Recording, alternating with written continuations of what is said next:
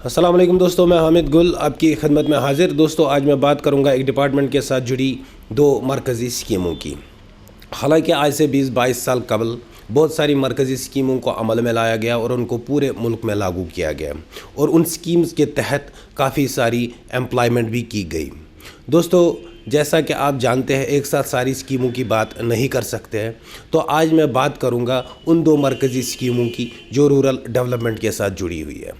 पहली स्कीम है NREGA, जिसको हम नरेगा के नाम से जानते हैं, और दूसरी स्कीम जो है रूरल डेवलपमेंट में आई थी, उसका नाम था CIC, कम्युनिटी इंफॉर्मेशन सेंटर्स। इसकी बात मैं बाद में करूंगा, पहले बात करते हैं नरेगा की। नरेगा को वजूद में लाने का बुनियादी मकसद क्या था?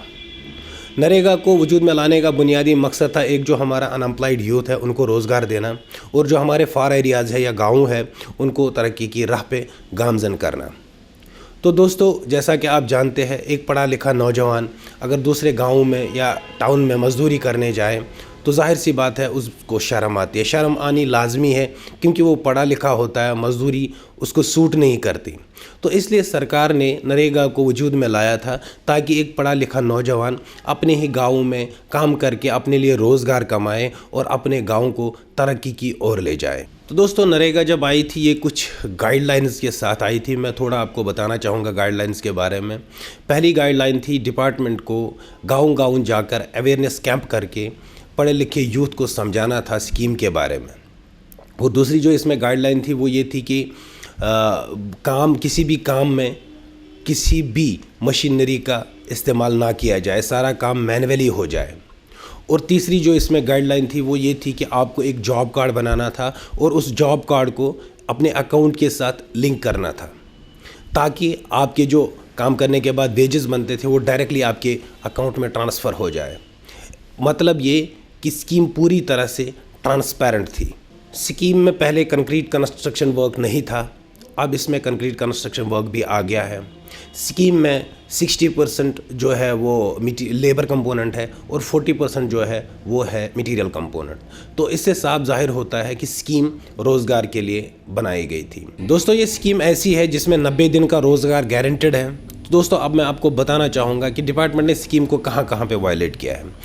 दोस्तों, डिपार्टमेंट को जो गाँव-गाँव जाकर स्कीम की अवेयरनेस करनी थी, कैंप्स लगाने थे, ये स्कीम की जानकारी जो है अनएम्प्लॉयड यूथ तक पहुंचानी थी, डिपार्टमेंट ने बिल्कुल ऐसा नहीं किया, जबकि अवेयरनेस के फंड्स अलग से आते थे।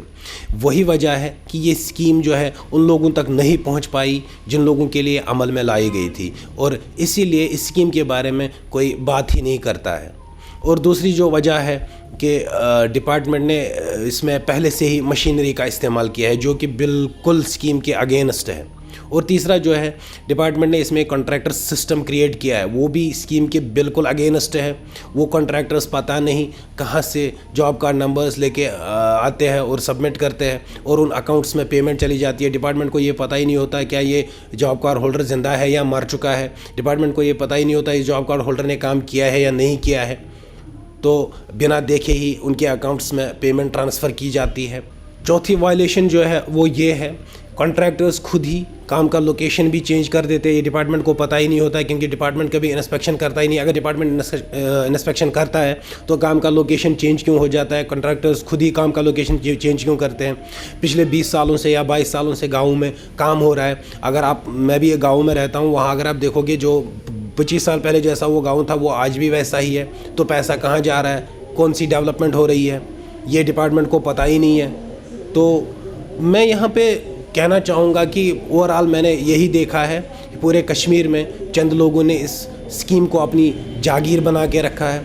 ये गलती सरकार की नहीं है, क्योंकि हम हर बार सरकार को ब्लेम करते हैं। सरकार का काम था स्कीम को बनाना, स्कीम को अमल में लाना, इम्प्लीमेंट करना डिपार्टमेंट का काम था। अब हमारे अपने ही मुलाजमीन हमारे घर जलाकर अपने घर बनाना चाहते हैं, तो इसमें कोई क्या कर सकता है। और दूसरा जो मैंने आपको बताया था CIC, कम्युनिटी इंफॉर्मेशन सेंटर्स, आपको पता है एडवांस टेक्नोलॉजी है, एडवांस दौर है, सारा कुछ कंप्यूटर के थ्रू हो रहा है अब। तो सरकार ने आज से 20-22 साल कबल ये स्कीम भी लाई थी, CIC कम्युनिटी इंफॉर्मेशन सेंटर्स। इसमें स्कीम के तहत जो हमारे फार एरियाज़ है, जो हमारे गाँव है, जो वहाँ पे पढ़े लिखे मतलब जो वहाँ पे स्टूडेंट्स है या पढ़े लिखे नौजवान भी है जो कंप्यूटर सीखना तो चाहते हैं, लेकिन उनके पास वो सोर्सेज नहीं है वो सीख पाए। तो इसलिए कम्युनिटी इंफॉर्मेशन सेंटर्स को अमल में लाया गया था। उसके थ्रू कंप्यूटर एजुकेशन देनी थी स्टूडेंट्स को, अनएम्प्लॉयड क्या नाम है ये पढ़े लिखे लोगों को। तो वो भी उस स्कीम का तो अता पता ही नहीं, हालांकि उस स्कीम के तहत भी एम्प्लॉयमेंट की गई है। वो मुलाजमीन अब क्या कर रहे हैं ये तो रब ही जाने, उस स्कीम का कहीं अता पता ही नहीं है। तो इन स्कीमों के बारे में मैं सरकार को ब्लेम नहीं करना चाहूँगा, क्योंकि सरकार का काम था स्कीमों को अमल में लाना, इम्प्लीमेंट करना डिपार्टमेंट का काम है। सरकार को डॉक्यूमेंटली सब कुछ सही दिखाया जा रहा है, लेकिन अगर ज़मीनी सतह पर देखें तो डिपार्टमेंट ने इन स्कीमों को पूरी तरह से वायलेट करके रखा हुआ है। तो आज मेरी सरकार से गुजारिश है, अपनी थोड़ी तवज्जो इन स्कीमों की तरफ मरकूज़ करें और देखें कि डिपार्टमेंट में क्या हो रहा है। और ये स्कीमें जो है मतलब जो नरेगा है ये अनएम्प्लॉयड यूथ तक क्यों नहीं पहुंच पाई, क्यों हमारे यहाँ जो है मतलब एक पढ़ा लिखा नौजवान आज भी अपने लिए रोज़गार नहीं कमा पा रहा है स्कीम के होते हुए। और दूसरा जो है, अगर सरकार ने स्कीम लाई है तो कंप्यूटर एजुकेशन क्यों नहीं दी जा रही है। तो इन्हीं बातों के साथ मैं इजाज़त चाहूँगा। अल्लाह हाफिज़।